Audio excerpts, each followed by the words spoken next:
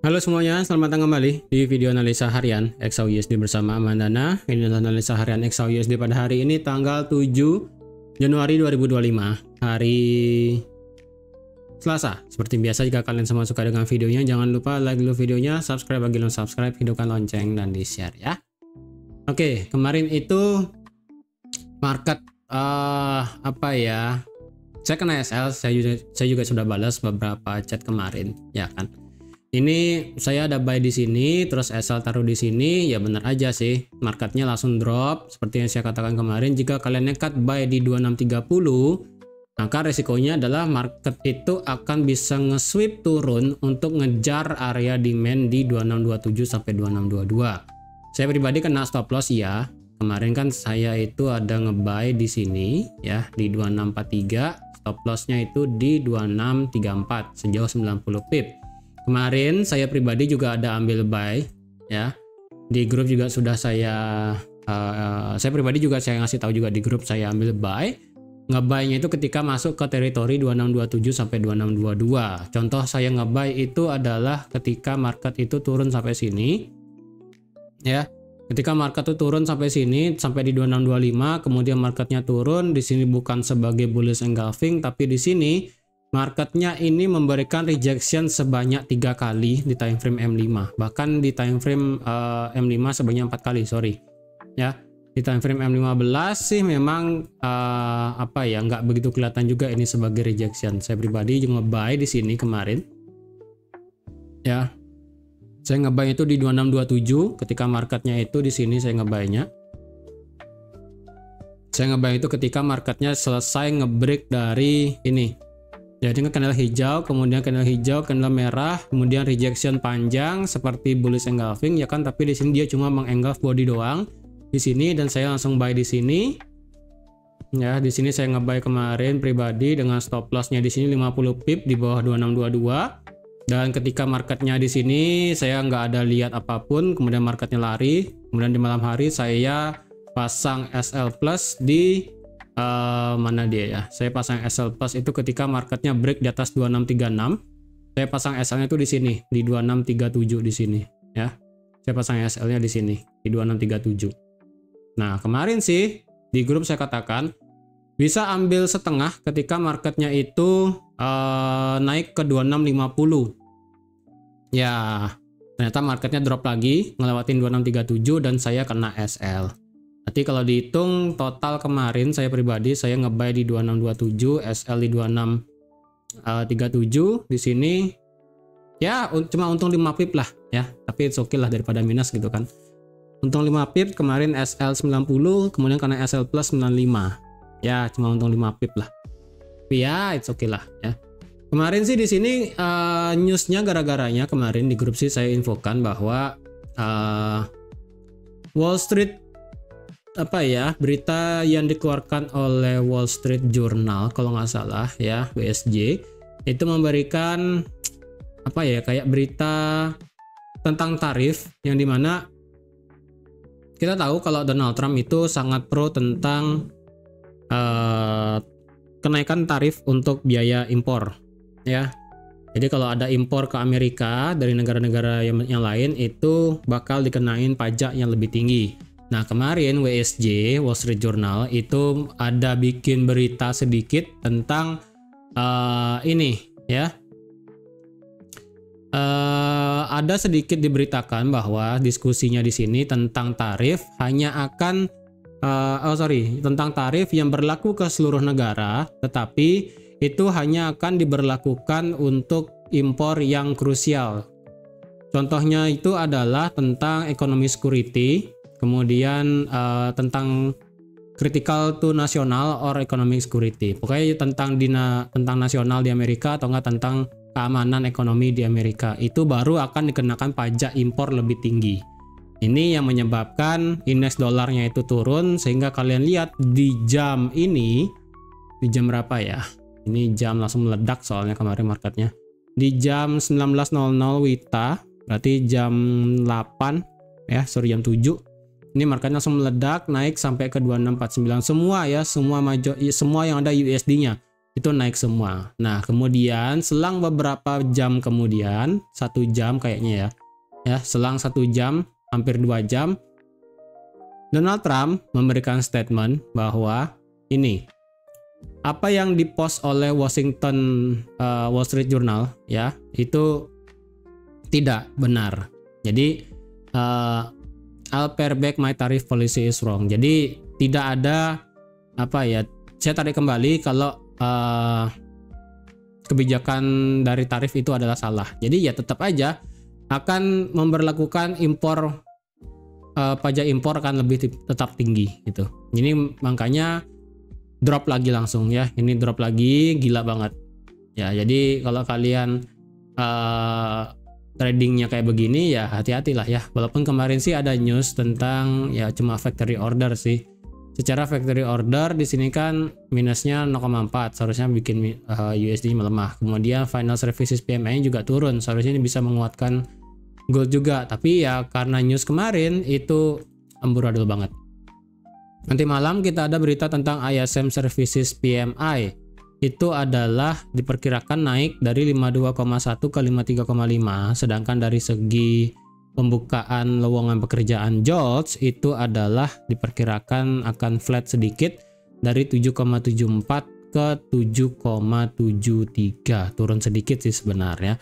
Tapi di sini yang lebih kalian lihat harusnya adalah dari segi ISM Services PMI nanti malam ya. Di sini ya, jadi beginilah untuk kita trading di tahun 2025 ya. Hati-hati aja karena Trump sudah mulai ya, kita intinya kalian harus tahu tanggal 20 Januari nanti itu akan ada pelantikan Presiden Donald Trump selaku presiden. Hati-hati aja ya, ini aja gara-gara news ya, nggak ada, ini naik dari 2633 naik sampai 2649. Kemudian Trump bilang itu tidak benar, saya akan tetap tarif akan tetap sama. Kemudian drop dari 2648 dropnya sampai 2614. Bayangin itu cuma gara-gara Trump doang ini dropnya sejauh 345 pip. Ini gila sih. Sudah turun sampai 2614 naik lagi untuk recovery dan sekarang flat. Jadi kalau kalian nggak kuat di Donald Trump era sekarang sih hati-hati ya. Ini benar-benar tahun, saya rasa sih kan Imlek sekarang itu masih bulan depan ya. Imlek sekarang tahunnya kalau nggak salah ular ya. Kemarin kan naga, sekarang ular ya. Taulah kalian pergerakan ular seperti apa ya. Ini bisa cukup ekstrim gara-gara Donald Trump. Oke, hari ini bagaimana? Untuk hari ini coba kita tambahkan dengan sedikit indikator ya, supaya buat ngelihat ini sebenarnya harganya mau kemana ini, apakah sudah mulai naik atau sudah mulai turun. Area ini saya hilangkan dulu ininya. Oke, kalau dilihat dari segi RSI ini sih masih flat di 50 ya. Belum masuk ke teritori 80, 70 pun belum. Jadi ini secara RSI momentum naiknya belum ada banget ya. Belum ada banget, tapi di sini sih untungnya flat. Jadi tidak ada penurunan yang ekstrim sekali. Ya itu dari segi RSI daily. Kemudian dari segi stokastiknya ini sudah mulai mangap lagi ataupun sudah mulai bergerak ke atas untuk ngelewatin teritori 50. Karena secara historinya ya, ketika market itu, ketika harga stokastik, ketika angka stokastik melewati 50 dan flat, itu kecenderungannya marketnya flat dan naik ya, karena ini kan masih stay di atas 50 secara daily. Jadi kalau ini memang nanti hari ini secara daily close yang fast dan juga slow sama-sama di atas 50, saya rasa kita bisa melihat kenaikan walaupun belum tentu banget bisa naik itu sih ya. Kemudian dari segi H4 kemarin di analisa terakhir saya katakan ini kan kita perlu H4 itu mereset stokastiknya, dan ini pun saya rasa sudah mulai bagus untuk mereset stokastiknya juga tidak drop di bawah 30, di bawah 20 bahkan ya. Dan di sini H4-nya potensial buat nge-cross naik, jadi saya rasa ini masih ada possible kita bisa melihat kenaikan di XAUUSD. Secara H4 ya, masih ini kecenderungannya resetnya sudah selesai, kemungkinan ini marketnya bisa lanjut naik dibarengi dengan daily. Dari segi H1 di sini juga ada divergen kemarin ya. Di sini pure banget ada divergennya di sini ya. Ini divergen kemudian dihajar divergen 2 kali gitu kan ya. Benar-benar parah banget. Stokastik dan RSI di sini divergennya. RSI di sini divergennya ya. Di sini di sini divergen dari RSI, kemudian dari segi stokastiknya itu dari sini sudah divergen dia, dari harga drop di bawah 2636 sudah ada divergen, walaupun dari segi RSI itu dropnya baru di 2622 divergennya. Nah kalau dilihat sih divergen dari H1 ini belum selesai ya, maksudnya belum selesai adalah masih ada kekuatan. Karena kalau misalnya ini dari segi RSI dan juga stokastik sama-sama naik, contohnya pada saat di tanggal 2 Januari kemarin, stokastik dan juga RSI di H1 itu sama-sama masuk ke teritori overbought, maka ini bisa dikatakan ke depannya ini bakal bisa naik lagi, bahkan ekstrim naik sampai ke, kalau misalnya mengulang kejadian 2 Januari kemarin ya, 2 Januari sore kemarin, kalau memang ekstrim bisa masuk teritori overbought dan stay, saya rasa 2675 bakal kena. 2675 atau enggak 2685. Kayaknya 2685 rada berat, cuman 2675 kayaknya bakal make sense bisa kena. Kalau misalnya ini masuk stokastiknya ke overbought, RSI juga masuk ke overbought dan stay, bukan ngereset. Ya. Seperti itu. Oke. Kalau kayak gitu gimana? Kita ngebuy? Ya, tetap aja sih saya ngebuy. Karena di sini demand-nya ini benar-benar apa ya, dihabisin total. Ya gara-gara news kemarin. Ya, ini kalau kalian lihat juga dari segi time frame H4 di sini atas bawahnya ini luar biasa, satu candle ya. Satu candle H4, nggak ada news di kalender, cuma ada news ya news secara berita online lah ya, bukan berita kalender ekonomi. Dan juga Trump berbicara, ini totalnya H4 itu adalah sebesar 350 pip. Wah, itu hebat banget sih. Ya, 350 pip itu hebat banget. Bukan kalender ekonomi, bukan NFP, bukan CPI. 350 pip ini epic sih, ya. Jadi apakah ini demand sudah bisa dikatakan tidak valid? Secara teori, ketika suatu area demand itu sudah di break, walaupun false break gitu kan ya, saya pribadi ini sudah tidak bagus lagi untuk dipakai ya. Walaupun ini cuma false break ya kan, dia turun ngebuat ekor doang tapi close-nya di luar dari zona area demand. Ibaratnya kayak tembok itu dibolongin doang ya, dibolongin doang kayak ngebuat lubang itu loh. Ini kan kita anggaplah sebagai tembok. Kemudian ada jarum masuk ya kan, atau nggak ada palu atau nggak ada besi masuk. Besi masuk tapi balik lagi besinya gitu kan. Besinya itu diam di sini di 2631. Jadi ibaratnya sudah ada lubang di sini. Makanya saya pribadi kalau ditanya ini bisa sebagai area buy lagi, saya rasa bisa, tapi bukan yang bagus banget buat di buy kayak kemarin. Itu aja sih. Ya. Terus sekarang di mana kita bisa nge-buy? Well, kalau dilihat ini kan kemarin secara Fibonacci berarti marketnya adalah turun ekstrim melewati 61,8, tutup di atas 50%, dropnya sampai 72,6, hampir ke 78,6 secara Fibo. Ekstrim sih memang ya. Close-nya sih untungnya nggak sampai under 61,8, karena kalau secara H4 kemarin drop di bawah 61,8 close H4-nya, saya rasa ini nggak bakal naik sih. Saya rasa ini nggak bakal naik dari segi goldnya ya. Dan sekarang kalau kita lihat proyeksinya, jika ini memang harganya mau naik pada hari ini sampai mana, ya udah kita tinggal tarik dari 2665 sampai low terakhir kemarin, maka didapatlah 1272 itu di 2680 dan 1618 di 2696. Nah, karena ini terlalu mepet, saya rasa di 2675 hanya akan ada karena ini kan 2675 dengan 2679 ini kan lumayan jauh ya. 2679 ini lebih mepet dengan 2680 dan 2685 selaku supply H4. 1272-nya di sana soalnya. Jadi saya rasa sih kalau ini marketnya memang benar-benar naik ya, ngelewatin 78,6 dan ngelewatin 100%, ketika marketnya ketika marketnya nanti naik sampai ke 2674 atau nggak sampai 2675, let's say seperti itu ya, 2674 2675, saya rasa itu marketnya bakal langsung naik, menciptakan shadow ya, menciptakan shadow maksudnya seperti ini ya, naiknya tajam ya, naiknya kencang, naik kencang, kena mungkin 1272 atau nggak kena 2685, kemudian di reject. Nah, di reject seperti ini. Kemungkinan sih bakal ada bentuk candle kayak begini nanti ya. Ketika dia break di 2665, harganya bakal langsung lari kencang naik sampai di 26, mungkin sekitaran 2680 2685, ada aksi profit taking cepat, langsung di reject turun dan close-nya under 2675.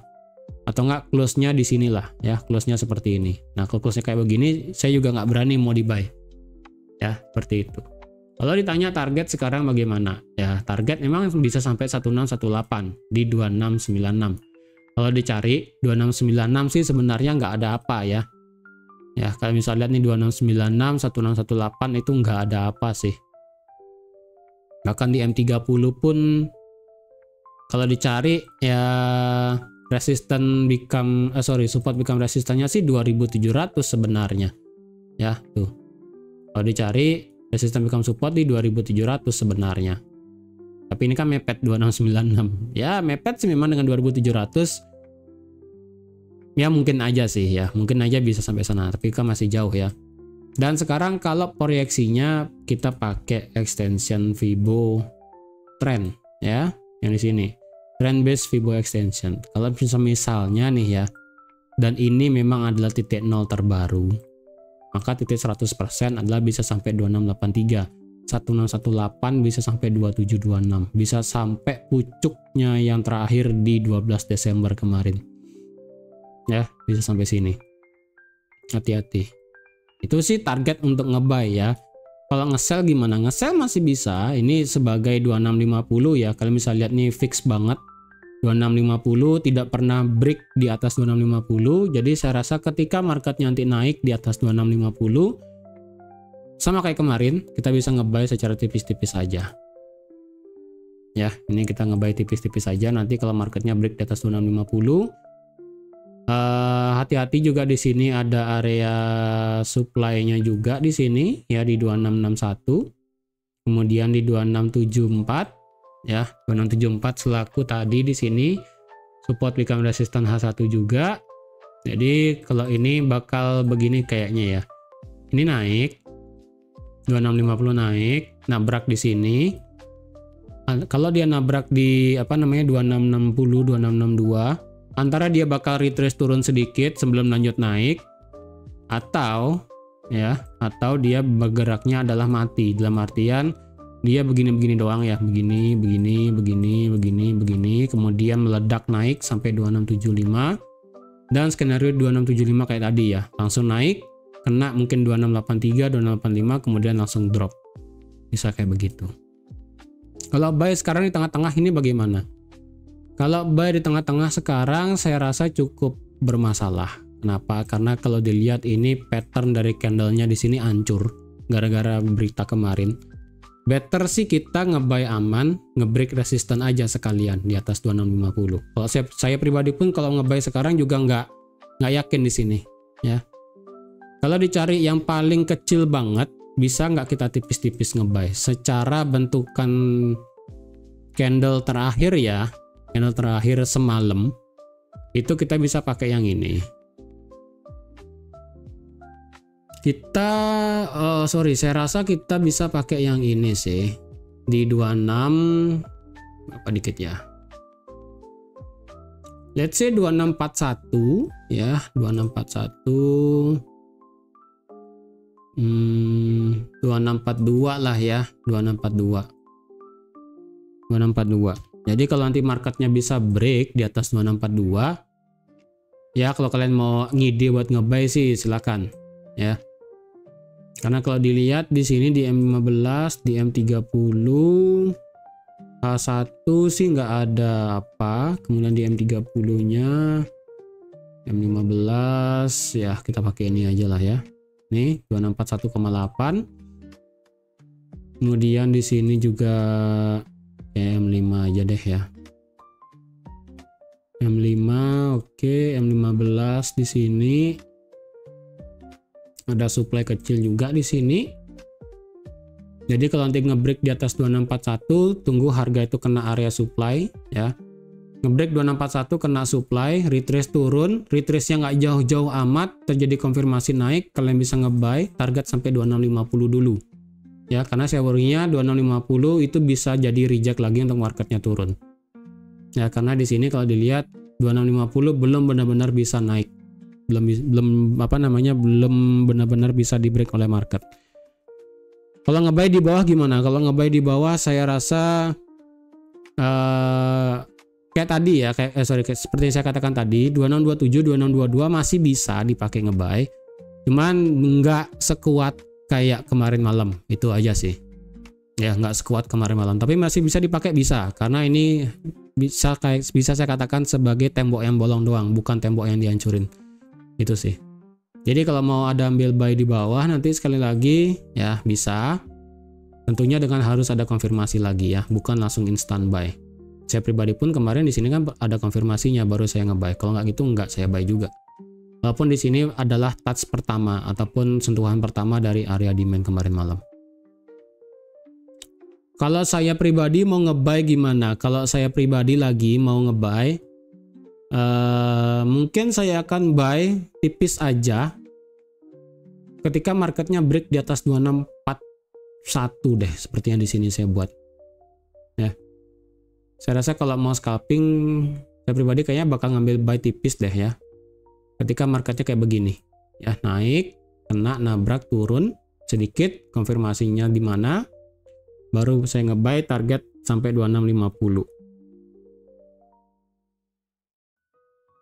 Kalau di atas 2650 bagaimana? Kalau di atas 2650 saya juga maunya juga ngebuy di atas 2650, cuman sekarang sih belum ada apa ya kepastian kalau marketnya bisa naik di atas 2650.